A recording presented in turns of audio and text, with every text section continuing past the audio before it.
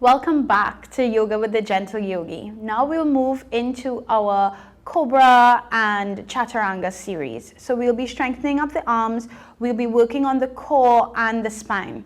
So let's move onto all fours, our tabletop position. Again, bring your wrists underneath your shoulders and your knees underneath your hips. Ayana is going to demonstrate the poses for us today.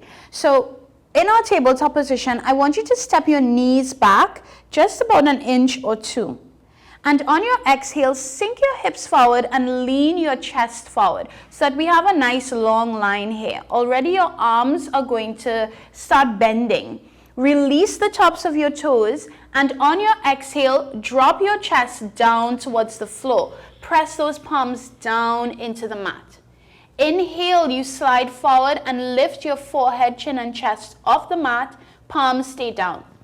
Exhale, push back up onto hands and knees and into child's pose. Big toes touch, knees open wide. Take a deep breath here. Inhale and exhale slowly. Inhale, round up through the spine, come up into tabletop position. Knees go back a bit and hips move forward. Exhale, keep your elbows tucked into the side and the elbows point back, not out. Lower the chest down to the floor. So notice how she's keeping her elbows in. Nice. Inhale, lift your forehead, chin, and chest into Bhujangasana Cobra. Exhale, push back up into tabletop position and then move into your child's pose. We use child's pose throughout our practice when we are ready to take a break or ready to catch our breath. At any point in time during our practice, if you feel a bit tired, a little bit distracted, or you just need to catch your breath for a moment, child's pose is your best friend. Remember that in yoga there is no pain. Might be some discomfort, or you might feel your muscles working, but no pain at all. If you do feel pain, child's pose. We'll move into our final round here. Inhale, round the spine up. Reach the hips forward. Keep your elbows in and lower your chest down. Nice. All the way down to the ground, Chaturanga. Inhale, lifting the chest up. And exhale, pushing onto tabletop. And we'll stay in tabletop here. So you might want to walk your knees back in line with your hips and your wrists back in line with your shoulders. Take a deep breath. Inhale. And exhale through the mouth. Good. We'll go back down into Chaturanga and then we'll stay onto the mat working through our Cobra. Reach your hips forward. Exhale, lower the chest down and lay flat onto your tummy. For Cobra Bhujangasana, we want our fingertips to come in line with our shoulders and we want to keep our elbows tucked into the side.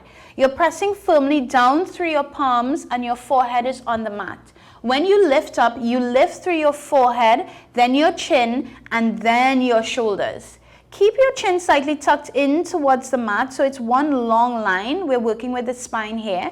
Take a deep breath, inhale, and exhale, lower the forehead back down onto the mat. Inhale, this is baby cobra. Forehead, chin, and chest come up. Opening up through the shoulders, slightly roll those shoulders back and down. Again, the palms are pressing down. Exhale, lower the chin and the forehead back down onto the mat. Now, even though we're working the back and the spine, we're working the upper body, we want to be mindful of what we're doing with our legs. So in Cobra, the tops of the feet are pressing down into the mat and you're activating your inner thighs so that we're working the entire body, even though we're focusing on the sacrum or your lower back.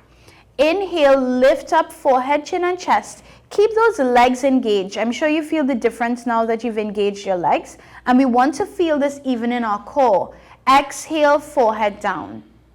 Bhujangasana, the full expression of the pose, is where we straighten up those arms. Before we were doing baby cobra. Now we'll go into full cobra. Inhale, forehead, chin, chest lifting. Open up the chest and keep a slight bend in the elbows. Let your shoulders come down, pull your shoulder blades back, and remember it's a heart opener as well. So you reach your chest forward. Exhale, lower all the way back down onto the mat. Take a deep breath. We'll do that one more time. Inhale, forehead, chin, chest come up. Pull the shoulders back. Open up through the chest. The arms are staying in. Take a deep breath here. We'll feel an extension or lengthening through the core, and that's what we want to keep. Exhale, lower all the way back down. Let's take a little bit of a break here. Make a pillow with your hands. Turn your face to one side. Let your cheek rest onto your palms. Even when we are resting during our Cobra flow, we want to make sure the hips are relaxing as well. So touch your big toes together and open up your heels nice and wide. Breathe nice and deep here. And what I mean when I say that is when you inhale, your chest, your body actually sort of lifts away from the mat because you're pressing into that mat so much. Exhale, you press your navel in towards your spine. We'll take one more deep breath. Inhale, lifting up. Good. And exhale. Bring those elbows back in, fingertips underneath the shoulders. We'll go through baby cobra and we're setting up our bodies for locust. Inhale, lift your forehead, chin and chest. Stay low, baby cobra. Exhale, reach your hands alongside the body, stretching your arms back. Nice. Keep your chin tucked in so it's one straight long line. We see the curve in her spine here and she's using her back muscles to keep her up. Exhale, bring your hands forward, fingers underneath the shoulders. We'll do that one more time. Inhale, forehead, chin and chest come up, reaching her hands back, setting up for locust. Exhale, reach your arms alongside the body. Pull those shoulder blades together, back and down. And inhale, we add the legs, lift them off the mat. Very nice. This pose is actually called Salabasana or locust pose. One more breath. And exhale, release the arms, make a pillow with your palms, look over to the opposite side, and we take 3 deep breaths here. Back bends are really good because they strengthen up the spine. If you have lower back issues, maybe even the middle of your spine feels a bit tense, what we want to do is work through that. So we're lengthening. Think of when you're lifting up into your cobra, you're reaching your heart center forward. So a back bend is the same as opening up through the chest. Think of reaching the chest open and lifting up through the spine. Always lengthening, never compressing the lower back area because we want to strengthen. We don't want to crunch or to make any pain that we have there any worse. Take one more breath here and then we move into our Sphinx pose.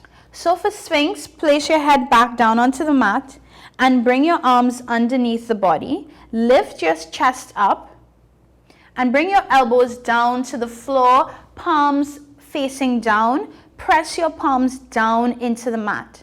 Again, even though we're opening up through a back bend, think of opening across the chest. Pull those shoulders back and reach your heart center forward. Take one more deep breath here. And exhale, just lower the head back down onto the mat. If we want to have a strong back, we need to have a strong core. You can't have one without the other. So what we're going to do is move from our Sphinx into a forearm plank. Bring your hands back up into Sphinx, lift up to the chest, elbows in line with the shoulders, palms pressing down. Make sure you have a good grip, so grip the floor with your fingertips. She's already lifting up through the chest and her face is looking straight ahead. We'll tuck our toes under now. And when I say inhale, you lift your abdomen and hips off the mat. Nice. So we're in forearm plank. She's rounding her shoulders. She's pulling her navel in towards her spine. Exhale very gently. Lower your tummy back down. Release the tops of the feet and look straight ahead, pulling the shoulders back into Sphinx. We'll do that 2 more times. So think of hugging everything in and activating your core, which is exactly what we want to do when we're in a forearm plank. Looking straight ahead, reach those shoulders back away from the ears, tuck your toes under, inhale, come into your forearm plank. Hold that plank, take a deep breath, exhale, lower the chest back down, look straight ahead. We all good? We have 1 more to go. By now, this should have built up a little bit of sweat because you are using your core muscles and engaging your back. That's okay. Just go through it. If you feel tired at all, child's pose is your friend. Take 1 more forearm plank. Press down through the hands. Take a deep breath. Let's see if we could hold here for 5, for 4, for 3, 2, and release all the way back down. I didn't have to do it. Ayana gracefully did that, but I know forearm plank is one of those poses that you just think you can't hold any longer, but you can. So we'll move down into making a pillow with the hands. You deserve a rest now. Take 3 deep breaths here as you inhale and you exhale. Heart rate might have gone up just a bit. Slow down your exhales and that will bring your heart rate all the way back down. Keep your breath going. She'll bring her fingertips underneath her shoulders and we're going to come out of this pose the way we came in. So sort of like a reverse chaturanga. She'll press her palms down, tuck her toes under, inhale, push up onto her hands and her knees and push back into child's pose.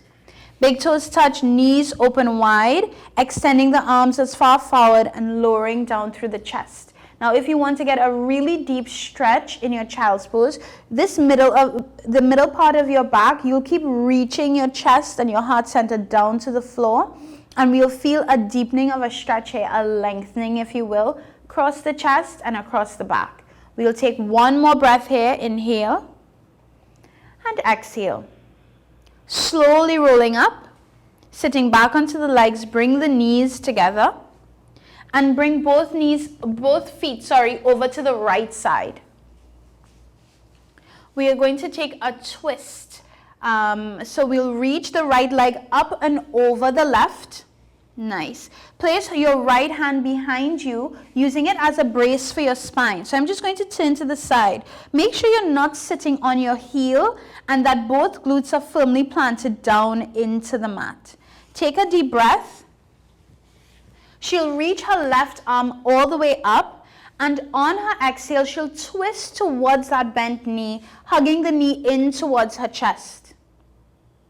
Nice. So in this spinal twist here, we're really twisting the entire back, the entire spine from the lower back, middle, and upper back. Every inhale, you straighten up the spine, and every exhale, you twist a little bit deeper. This time, see if you can look over that right shoulder. Take a deep breath here, one more. Inhale, and exhale, slowly release and come out of your twist.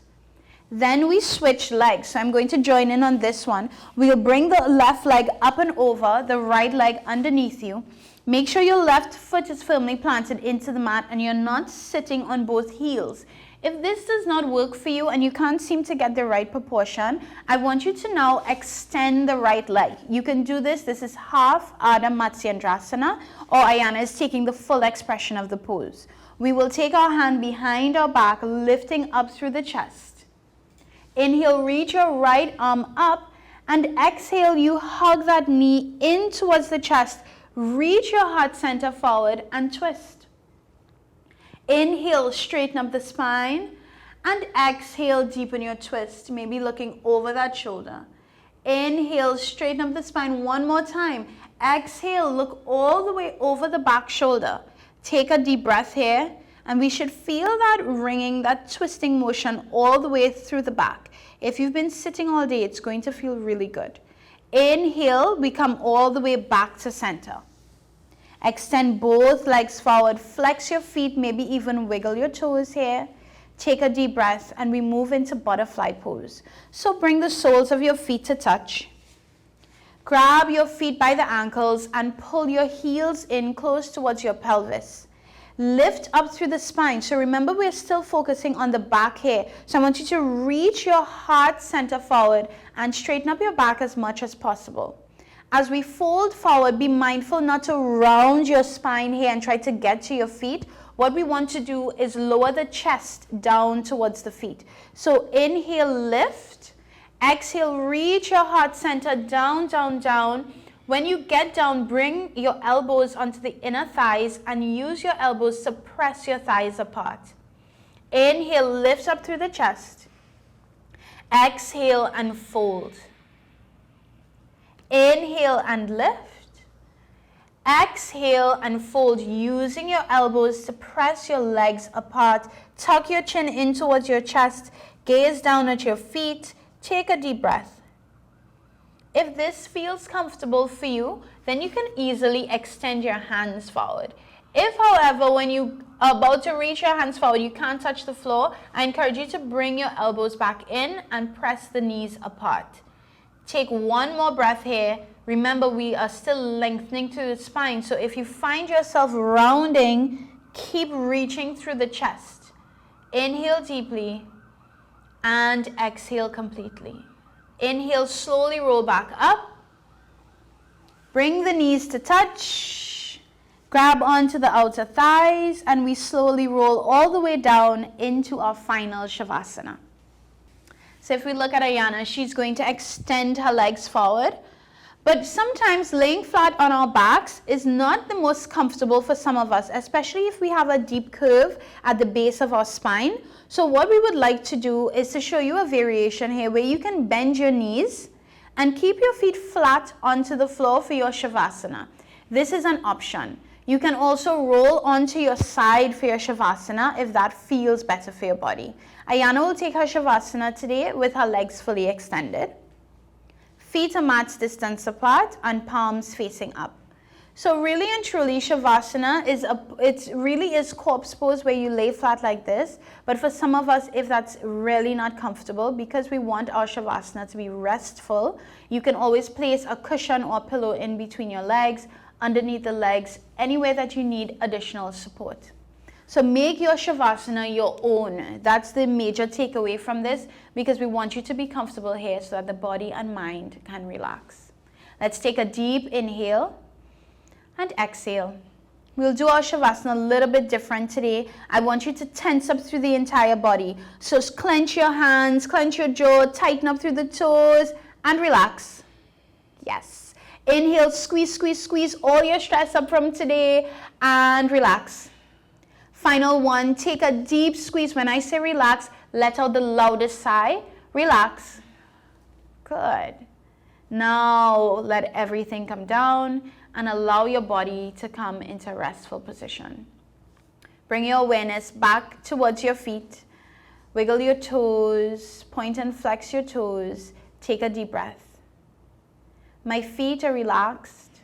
My toes, the soles of my feet, my ankles are relaxed. My feet are relaxed. Relax your legs, my shins, my calves, my knees. My thighs and my hamstrings are relaxed. My legs are relaxed. Relaxing your spine. My back is relaxed. My lower, my middle, my upper back are relaxed. My entire back is relaxed. Abdomen and chest are relaxed. My abdomen and my chest are relaxed. My abdomen and my chest are relaxed. Relax your fingers, your wrists, your palms. Relaxing your arms. My hands and my arms are relaxed. Soften your shoulders away from your ears. Relaxing your neck and your throat. Shoulders, neck and throat are relaxed. Relaxing through the face, around your eyes, your nose and your mouth. Your face is relaxed. Relaxing your mind, allowing your mind to become calm. Taking deep inhales and slow exhales. Your mind is relaxed. Allow the entire body to feel relaxed. Releasing any tension through the body. Take a deep inhale and slow exhale. I want to invite you to stay in Shavasana for as long as possible. Shavasana is the best part of our practice. So stay here. While I end our practice off, I'm going to bring my hands into prayer heart center. I'll take a deep breath with you. Inhale and slowly exhale. I want to end by saying one affirmation. I'll ask you to repeat after me. All is well and life is good. Thank you so much for sharing your practice with me today. Namaste.